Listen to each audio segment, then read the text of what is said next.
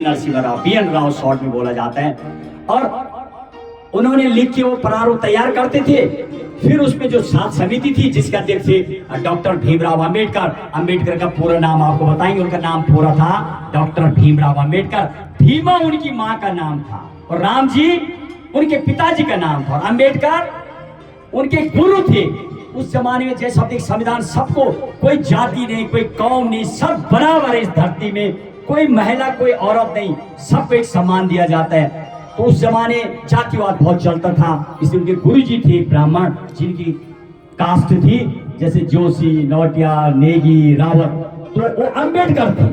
तो अंबेडकर नाम उनके गुरु जी का था। उन्होंने बोला मेरा नाम लिखो आप, ताकि लोग समाज में बराबर एक इक्वलिटी बने।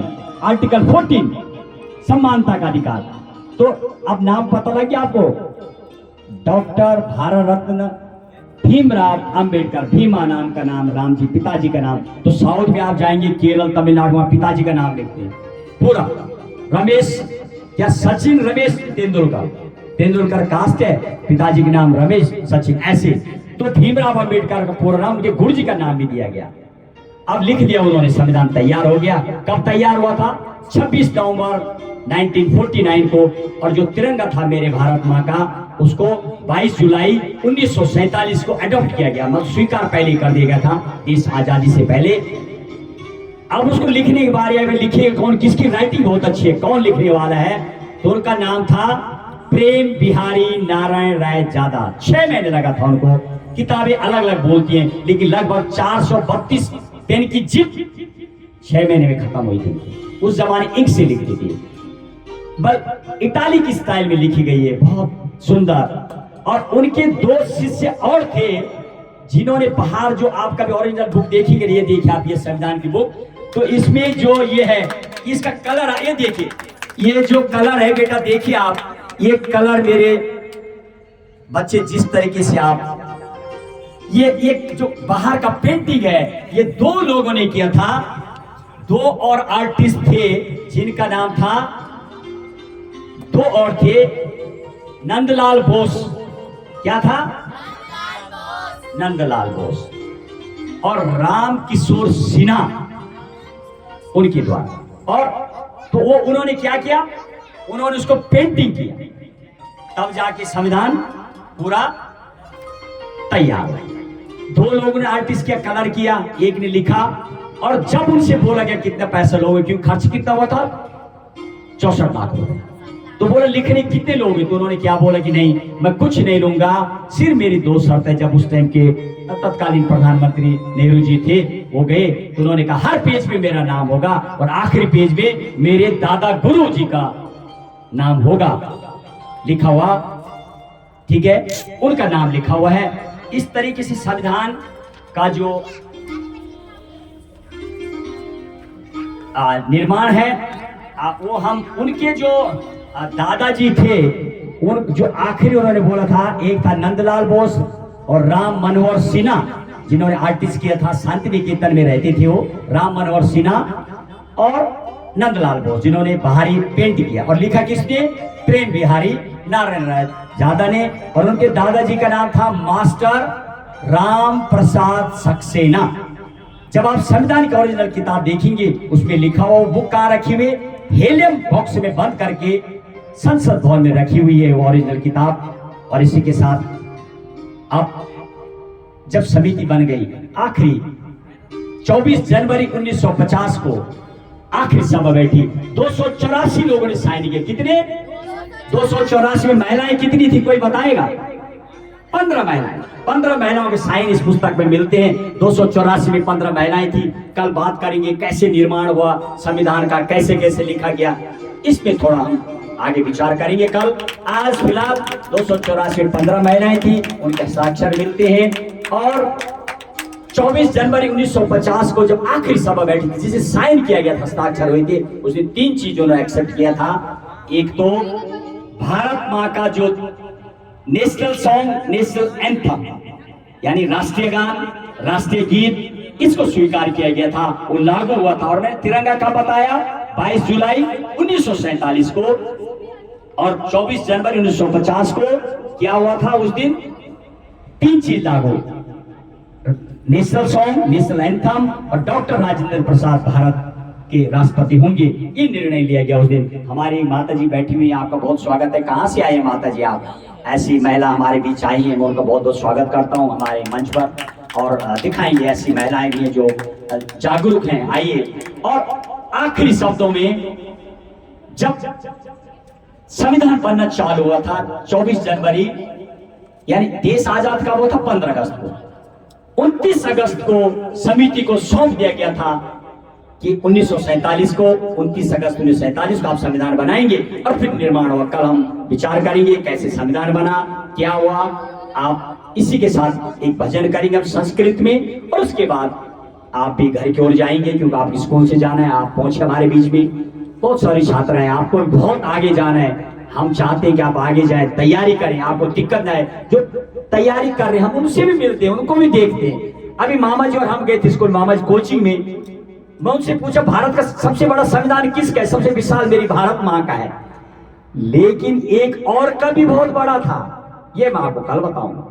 आज आप पता करेंगे कौन। देखिए भैया, आज कल बताएंगे आप कि सब फेसबुक व्हाट्सएप में घूमते हैं, कहीं घूमो कहीं पता करो। मेरा क्वेश्चन क्या है, ध्यान से सुन लो। कल जब आपको बताऊंगा आप बता दोगे, जो बताएगा भैया उसके लिए स्पेशल गिफ्ट है, एक डायरी है, वो डायरी 400-500 की, वो गिफ्ट दोगे जो पहले जनरली पूछूंगा मैं। दुनिया का सबसे बड़ा, क्वेश्चन सुन लो आप, दुनिया का सबसे बड़ा संविधान किसका है? ये तो आपको पता है भारत का है, लेकिन मेरा प्रश्न ये है, दुनिया और देश का सबसे बड़ा विशाल संविधान किस देश का है? किस देश का नहीं है, दोनों प्रश्न सुनो, किस देश और प्रदेश का है? प्रदेश जानते, जैसे हमारा उत्तराखंड, बिहार, यस, कई देशों के अलग हाथ, उसमें किस राज्य का और किस देश का सबसे बड़ा लोकतंत्र, सबसे बड़ा संविधान है, वो आप बताएंगे कल। जो बताएगा उसके लिए स्पेशल गिफ्ट रहेगा हमारी समिति की ओर से, उसको प्रदर्शित करेंगे यहाँ पर मंच पर। और इसी के साथ प्रश्न सुन लिया ना आपने, दुनिया का किस देश और किस प्रदेश का सबसे विशाल संविधान है? उस देश का नाम और प्रदेश का नाम बताइए, कुछ हो सकता है। चलिए अपनी कथा को आज हम अब थोड़े एक भजन के साथ विराम देंगे, और आप भी कुछ आज बोलना चाहेंगे, आप आइए मंच पर। वो जल्दी जो बताना चाहते हैं अपना नाम, पवार जी थोड़ा दे देंगे आप नाम मामा जी को, यहाँ से अनाउंस करेंगे उनका नाम बच्चों का, क्या वो बोलने वाले हैं, क्योंकि बच्चों के लिए हम कर रहे हैं। आप जैसे युवा, आप जैसे ऐसे ऐसे फूल, ऐसे फुलवाड़ी में खिलने वाले मेरे बच्चे, आप यहाँ पर अपना नाम लिखवाएंगे, आप यहाँ पर मन से बोलेंगे। और हमारे साथ अंकित साहब, अंकित पंत जी हैं, हमें सहयोग करते हैं, आपका बहुत बहुत आपके सहयोग के लिए धन्यवाद करते हैं। हमारे म्यूजिक में और हमारे संगीत में हमारे नौटियाल जी, जोशी जी और मार्गदर्शक राधा वल्लभ नौटियाल जी, जिन्होंने स्वरचित रचनाएं की हैं, और मेरे गुरु जी, जहाँ से मैं ये आगे बढ़ा रहा हूँ, ये भारत की यानी देश की पहली भारतीय संविधान ज्ञान सप्ताह यज्ञ एवं जागरूकता सम्मेलन, जिसमें 3 चीजों के लिए मुझे बहुत बड़े बड़े, जिन्होंने 10-10 लाख बच्चे पढ़ाए, उन्होंने मुझे बोला आप भारत माँ के गंगा यमुना तट से इसको आरंभ करें। जिस तरीके से माँ गंगा यमुना पूरे देश में बहती है, सब माँ का जल पीते हैं, ऐसे हम आपकी कथा पूरे देश में जाए। और हमारी 4-5 कथा भी इसके बाद बॉम्बे में है, पंजाब में है, और अपने यमुनोत्री में भी हम करने वाले, वहां भी हमारे पास ऑफर आया है। हमारा युवाओं से मतलब है, कम आए, हम डिजिटल की दुनिया है, उसमें भी हम आगे आपके लिए हम। और संविधान पहली बार, तीसरी चीज यहाँ पर हुई, एक तो गंगा यमुना के तट पे हो रहा है, 44 खास जगह है। दूसरा, यहाँ पर आपने देखो कल एक दिव्यांग लड़की 26 वर्षीय बच्ची आई थी, छोटी सी 26 वर्ष की, देखो आप, छोटी सी गोदी में 64 सेंटीमीटर हाइट की बच्ची थी। 64 सेंटीमीटर हाइट की बच्ची ने इस कथा का उद्घाटन किया। उससे हमने ये मैसेज देने का प्रयास किया, सब संविधान की सब पर नजर है। हम तो खली से भी मिले, शायद कोई मिला भी नहीं होगा, मैं उसके इंटरव्यू डाला हूँ। आप गंगा 24 एक्सप्रेस चैनल खोलेंगे तो आपको ये जो आज आप मेरे साथ बैठे हैं आपका दिखाई देंगे। और साथ में खली से भी मैंने इंटरव्यू लिया, 7 फुट का विशाल और छोटी बच्ची को मैंने उद्घाटन में बुलाया है। तो ये भी एक अपने आप हटके है। और पहली बार श्रमदान की कथा हो रही है, माँ गंगा के यमुना के तट पे हो रही है, ये बहुत बड़ी बात। और आप आए, आपका बहुत बहुत स्वागत है। आप हमारे सहयोग के लिए, हमारी कथा जो हमारा ये श्रवण चल रहा, श्रमदान की जानकारी, हमारा मकसद सिर्फ आपको एक सुगम, एक आसान तरीके से इस भारत के संविधान में जो बातें लिखी, ये पेज नहीं, पन्ने नहीं है, ये वो पेज है जो पूरे तरीका बताते हैं जीने का, कैसे तंत्र काम करता है सब पर। और इसी के साथ मामा जी थोड़ा बच्चों का नाम लेंगे। बहुत बहुत आने के लिए साधुवाद।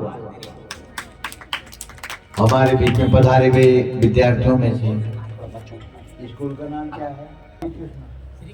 झंडा भी दिखा दे, बुक भी दिखा दे भाई। ये श्री कृष्णा सरस्वती विद्या मंदिर के विद्यार्थी, इनमें से हम मंच पर आमंत्रित करना चाहेंगे आपकी वाणी सुनने के लिए नाविका बडोनी, कुमारी सीता बडोनी तैयार रहें। इसके बाद अर्चना भारती, इसके बाद आरती रावत और उसके बाद लक्ष्मी पंत।